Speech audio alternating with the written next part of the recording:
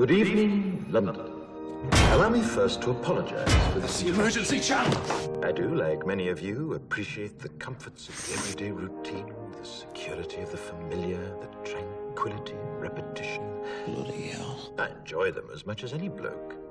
But in the spirit of commemoration, Who's that, Mum? whereby those important events of the past, usually associated with someone's death or the end of some awful bloody struggle, are celebrated with a nice holiday, I thought we could mark this November the 5th, a day that is sadly no longer remembered, by taking some time out of our daily lives to sit down and have a little chat.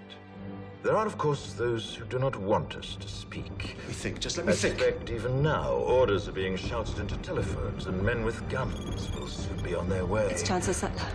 Damn it. Why? Because while the truncheon may be used in lieu of conversation, words will always retain their power. Words offer the means to meaning, and for those who will listen, the enunciation of truth. And the truth is, there is something terribly wrong with this country, isn't there? You designed it, sir. You wanted it foolproof. You told me every television in London. Cruelty and injustice, intolerance and oppression.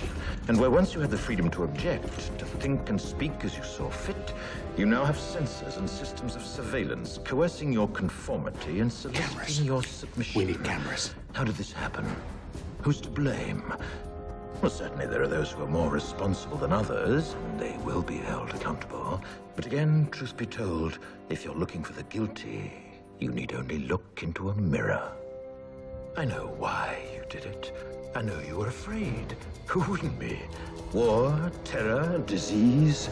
There were a myriad of problems which conspired to corrupt your reason and rob you of your common sense. Fear got the best of you, and in your panic you turned to the now High Chancellor Adam Sutler. He promised you order, he promised you peace, and all he demanded in return was your silent, obedient consent. Inspector, you're almost through. Last night, I sought to end that silence. Last night, I destroyed the Old Bailey to remind this country of what it has forgotten. More than 400 years ago, a great citizen wished to embed the 5th of November forever in our memory. His hope was to remind the world that fairness, justice, and freedom are more than words. They are perspectives. So if you've seen nothing, if the crimes of this government remain unknown to you, then I would suggest that you allow the 5th of November to pass unmarked. But if you see what I see, if you feel as I feel, and if you would seek as I seek, then I ask you to stand beside me 1 year from tonight, outside the gates of Parliament, and together we shall give them a 5th of November that shall never, ever be forgotten.